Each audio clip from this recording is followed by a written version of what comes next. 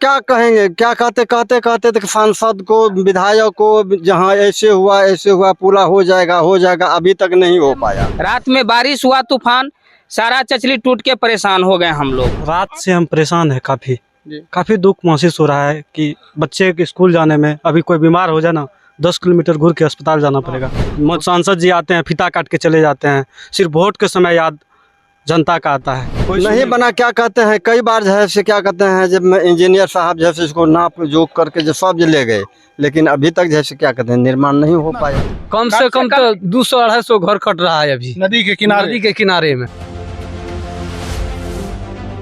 नमस्कार, आप देख रहे हैं MK न्यूज़ इंडिया और मैं हूं आपके साथ इमरान खान। अभी हम मौजूद हैं झखाड़गढ़ में। जैसा कि आप हमारे पीछे देख सकते हैं कि झखाड़गढ़ वार्ड नंबर 10 और 8 को जोड़ने वाली इस बीच में पुल का एक ज़रूरत थी। यहाँ पर लोगों ने कई वर्षों से क्यास लगाए कि हमें काश यहाँ पर पुल होता और हम लोग आर पार इस होकर के हो सकते थे, लेकिन विभाग की लापरवाही देखिए कि यहाँ पर किसी भी तरह से पुल का निर्माण तो नहीं हुआ, लेकिन ग्रामीणों के सहयोग से एक चचाल जो बांस का पुल होता है, ग्रामीणों के द्वारा इस पुल को बनाया गया ताकि आवाजाही हो सके, बच्चे स्कूल जा सके और उस पार से इस पार कम समय में आर पार कर सके।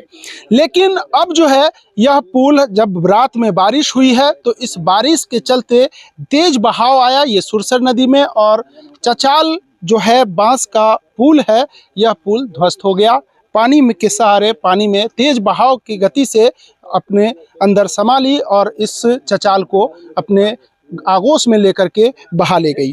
तो अब जो है यहाँ पर काफ़ी समस्याएं हो रही है। जो यहाँ पर बच्चे स्कूल जाते, अब उसे काफ़ी घूम करके जाना होगा, 5 से 10 किलोमीटर उसे घूमना होगा। अगर उस साइड से इस साइड अगर किन्हीं को अस्पताल की ज़रूरत हो जाए, प्रखंड मुख्यालय जाने की ज़रूरत हो जाए तो 5 से 10 किलोमीटर अब उसे घूम करके जाना होगा। तो यहाँ और ग्रामीण है, इन लोगों से भी हम बात करते हैं। जो अब समस्याएं हैं इन लोगों के बीच जो एक उत्पन्न हो गई कि यह जो भी एक आस थी, इन्होंने अपने द्वारा बनाया गया इस पुल का सहारा लेकर के चलते थे, अब वह नहीं रहा है। बाबा, पुल अब जो आप लोग अपने आसपास के सहयोग से, ग्रामीणों के सहयोग से एक चचाल बनाए और आज यह ध्वस्त हो गया, तेज बहाव में बह गई, तो क्या कहेंगे इसको लेकर के?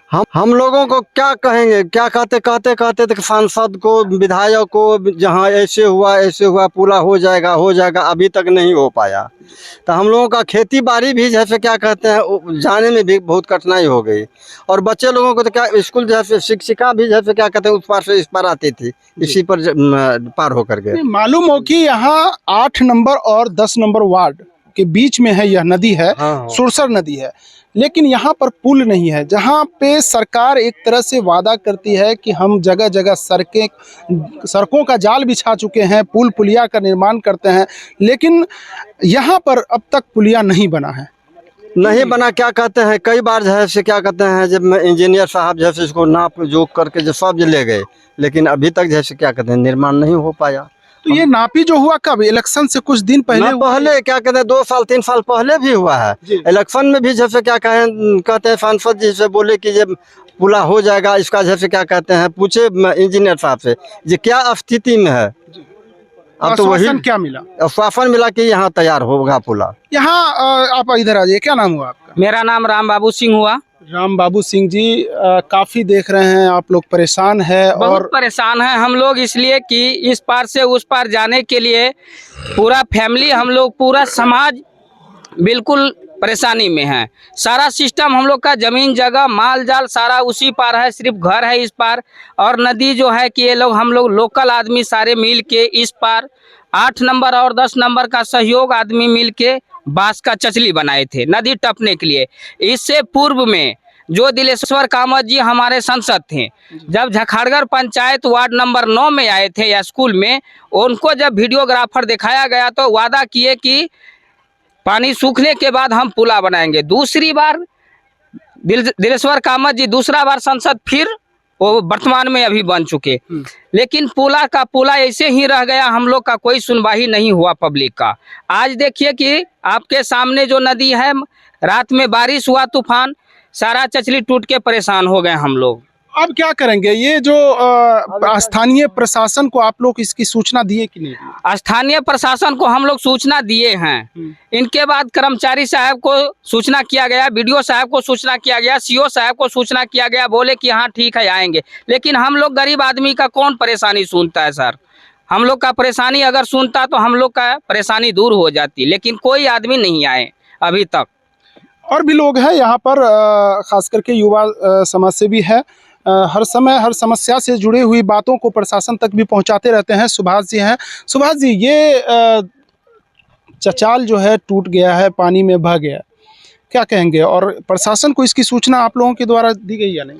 रात से हम परेशान हैं, जी। काफ़ी दुख महसूस हो रहा है कि बच्चे के स्कूल जाने में, अभी कोई बीमार हो जाए ना 10 किलोमीटर घूर के अस्पताल जाना पड़ेगा। कोई देखने वाला नहीं है। हमने बीडीओ साहब को फ़ोन किया है, सीओ साहब को कहे हैं, एसडीओ साहब को भी कहे हैं, डीएम साहब को कई बार हम मैसेज किए हैं, राज्यपाल महोदय जी को मेल किए हैं, विभाग को नितिन गडकरी साहब को मेल किए हैं। हम थक चुके हैं, कोई सुंदरता तक नहीं है भैया।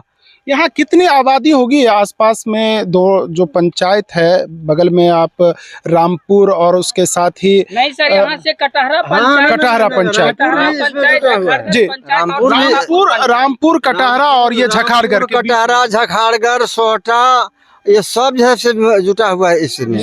तब मिर्दौल और क्या कहते हैं अररिया का सीमा का लोग लगभग कितने लोग प्रभावित होंगे इससे? कम से कम तो 10,000 से कम का, हाँ 10,000 से कम का जो है क्या कहते हैं 10,000 से ज्यादा कम का नहीं। यूँ कहेंगे 10,000 से ज्यादा लोग यहाँ पर प्रभावित हुए हैं। इस पुल का जो चचाल है, लोगों के द्वारा, ग्रामीणों के सहयोग से इस चचाल को बनाया गया था। जो भी एक आस थी चलने का, तो वह भी पानी में बह गया है। और सुभाष जी, तो इसको लेकर के प्रशासन कभी आए, कुछ जांच वगैरह किए कि नहीं किए? हम थक चुके हैं। अभी भी मैं व्हाट्सअप किए हैं वीडियो साहब को, सीओ साहब आश्वासन क्या मिला? आ रहे हैं, भेज देते हैं, देखते हैं। थक चुके हैं भैया, कोई सुननेगा तब ना। सांसद जी आते हैं, फीता काट के चले जाते हैं। सिर्फ वोट के समय याद जनता का आता है, कोई सुनने वाला नहीं है। बगल में मंत्री जी भी आए थे, भट्टावड़ी, एक बार आ जाते जनता के देखने के लिए ना।